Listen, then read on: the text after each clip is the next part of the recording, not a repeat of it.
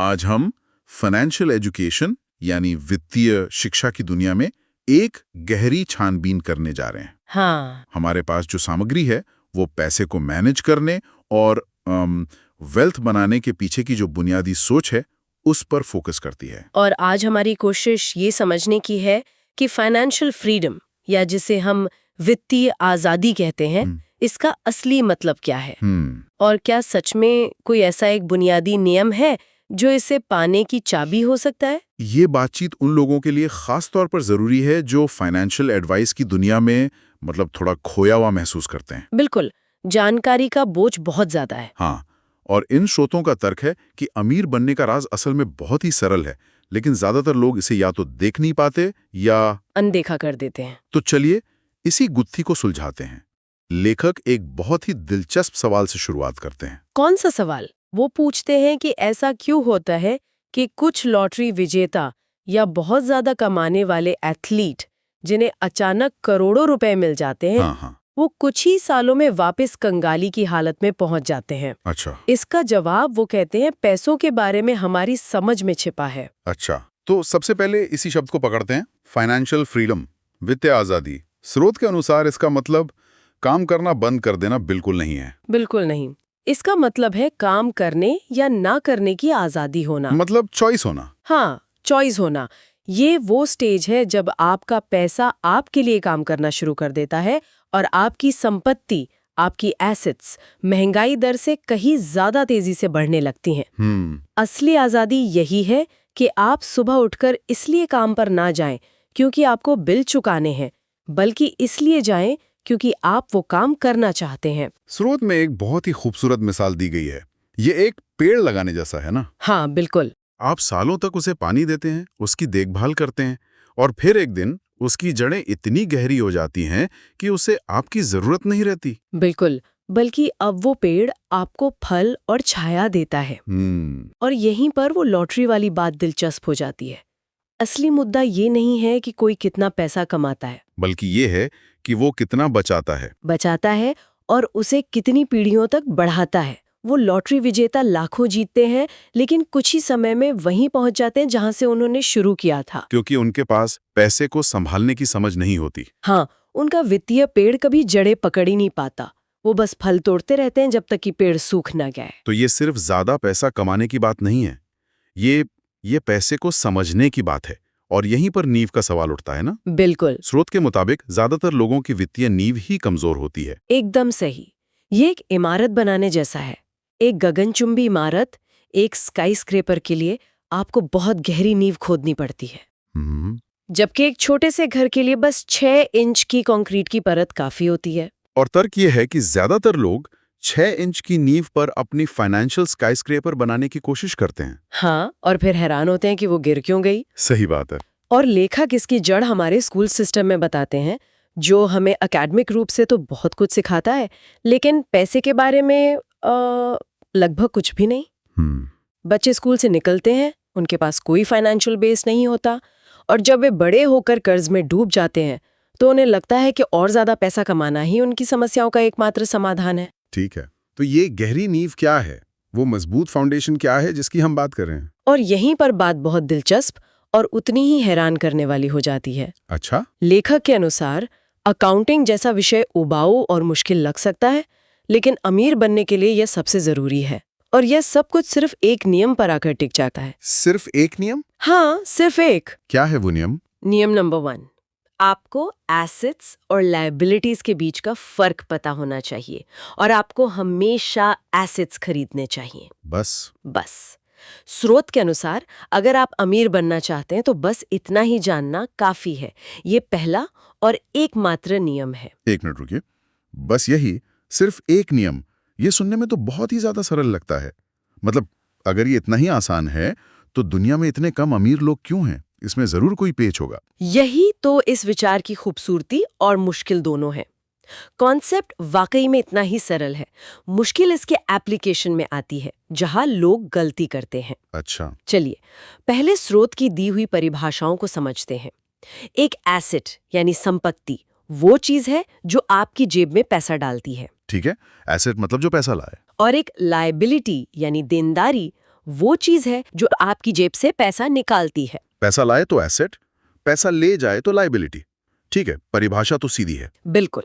लेकिन स्रोत में एक बहुत ही चौंकाने वाली बात कही गई है। एसेट्स जमा कर रहे हैं। ये तो बहुत बड़ा दावा है। मतलब ऐसी कौन सी आम चीजें हैं जिन्हें लोग एसेट समझते हैं लेकिन असल में वे लायबिलिटीज होती हैं? इस किताब का सबसे क्लासिक और आप कह सकते हैं विवादास्पद उदाहरण है आपका अपना घर। वो घर जिसमें आप रहते हैं। क्या? एक मिनट, मेरा घर? लेकिन ज्यादातर लोगों के लिए तो ये जिंदगी की सबसे बड़ी एसेट होती है। हाँ, ये तो हर किसी का सपना होता है, रोटी, कपड़ा और मकान। ये एक लायबिलिटी कैसे हो सकती है? और बस यहीं पर सारी गड़बड़ होती है। चलिए हमारी सरल परिभाषा पर वापस चलते हैं। Cash flow. क्या आपका अपना घर हर महीने आपकी जेब में पैसा डालता है या आपकी जेब से पैसा निकालता है? देखा जाए तो होम लोन की ईएमआई जाती है, हाँ, प्रॉपर्टी टैक्स देना पड़ता है। सोसाइटी का मेंटेनेंस चार्ज, कभी-कभी रिपेयर का खर्चा। तो हाँ, पैसा तो हर महीने जेब से निकल ही रहा है। बिल्कुल, हर महीने पैसा आपकी जेब से बाहर जा रहा है। इसलिए लेखक की सख्त परिभाषा के अनुसार आपका अपना घर एक लायबिलिटी है, एसेट नहीं। लेकिन उसकी कीमत भी तो बढ़ती है, एप्रिसिएशन। सालों बाद जब मैं उसे बेचूंगा तो मुझे ज्यादा पैसे मिलेंगे, उसका क्या? मिल सकते हैं, लेकिन वो भविष्य की एक उम्मीद है, एक तरह का सट्टा। वो आज का कैश फ्लो नहीं है। लेखक का तर्क ये है कि एक असली एसेट वो है जो आपको आज इनकम दे। अच्छा। उदाहरण के लिए एक ऐसी प्रॉपर्टी जो आपने किराए पर दे रखी है। अगर उस प्रॉपर्टी का किराया, आपकी ईएमआई, मेंटेनेंस और सारे खर्चे निकालकर भी आपकी जेब में हर महीने कुछ पैसा डाल रहा है, तो वो प्रॉपर्टी एक एसेट है। समझ गया। लेकिन जिस घर में आप खुद रहते हैं, वो आपकी जिंदगी का एक बहुत जरूरी खर्चा है, एक लाइफस्टाइल चॉइस है। पर इस परिभाषा के हिसाब से वो एक लायबिलिटी है। वाओ, ये नजरिया तो सब कुछ बदल देता है। ये पूरी तरह से सोच को पलट देता है। बिल्कुल।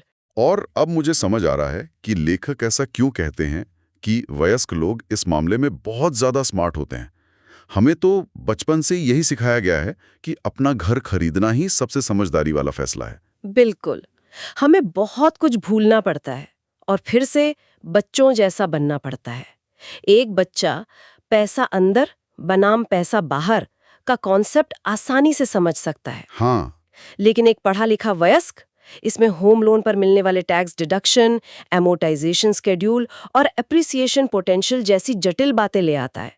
और इस प्रक्रिया में वो सबसे बुनियादी चीज कैश फ्लो की तस्वीर को ही भूल जाता है। ये तो वही कीप इट सिंपल स्टूपिड वाली बात हो गई। हम पारंपरिक साक्षरता पर यानी शब्द पढ़ने पर तो ध्यान देते हैं, लेकिन वित्तीय साक्षरता यानी नंबर पढ़ने को नजरअंदाज कर देते हैं। और लेखक इसी पर एक बहुत मजबूत बात कहते हैं। दौलत को शब्दों में नहीं बल्कि नंबरों में मापा जाता है। और अगर आप नंबर नहीं पढ़ सकते तो आपको दौलत और जमीन में खोदे गए गड्ढे में कोई फर्क नहीं दिखेगा। यही वित्तीय निरक्षरता की जड़ है। सही बात है। अगर आप किसी चीज का फाइनेंशियल स्टेटमेंट नहीं पढ़ सकते तो आप कभी नहीं जान पाएंगे कि वो चीज आपको अमीर बना रही है या और गरीब। ठीक है, मान लीजिए हमारे श्रोता इस बात से सहमत हैं। वे अब लायबिलिटीज की जगह एसेट्स खरीदना शुरू करना चाहते हैं। लेकिन ज्यादातर लोग जो अभी शुरुआत कर रहे हैं, उनके पास इतना पैसा कहाँ होता है कि वे किराए पर चढ़ाने के लिए एक पूरी प्रॉपर्टी खरीद लें।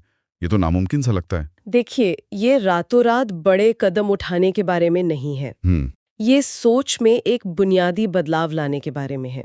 जब आपको प्रमोशन मिलता है या कोई बोनस मिलता है तो आपका पहला ख्याल क्या होता है? एक बड़ी गाड़ी खरीद लें, एक महंगी छुट्टी पर चले जाएं। हाँ, या फिर उस पैसे से किसी एसेट का एक छोटा सा टुकड़ा खरीद लें। यानी ये एक चुनाव है, जैसे स्रोत में स्टॉक्स का जिक्र है।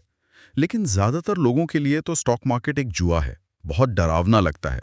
और ऐसा इसलिए लगता है क्योंकि वे निवेश करने और सट्टेबाजी करने के बीच का फर्क नहीं समझते। अच्छा। लेखक का नजरिया ये है कि जब आप किसी कंपनी का स्टॉक खरीदते हैं तो आप उस चलते फिरते बिजनेस में एक हिस्सेदारी खरीद रहे होते हैं। ओके। अगर आप किसी मजबूत मुनाफा कमाने वाली कंपनी का स्टॉक खरीदते हैं जो डिविडेंड देती है, तो वो डिविडेंड आपके लिए कैश फ्लो है।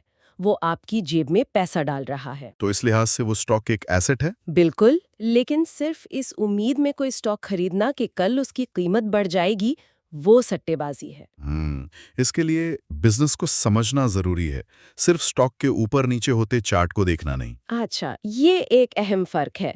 बिजनेस में हिस्सेदारी लेना बनाम सिर्फ कीमत पर दाव लगाना, और क्या उदाहरण है?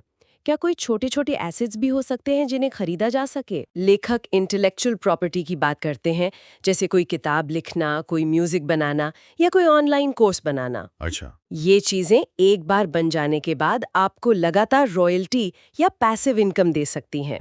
या फिर कोई छोटा मोटा साइड बिजनेस शुरू करना जो आपके हर समय मौजूद रहने पर निर्भर ना हो। तो मुख्य विचार ये है कि ऐसी चीजें बनाई या खरीदी जाएं जो आपके समय के बिना भी आपके लिए इनकम पैदा करें। एकदम सही।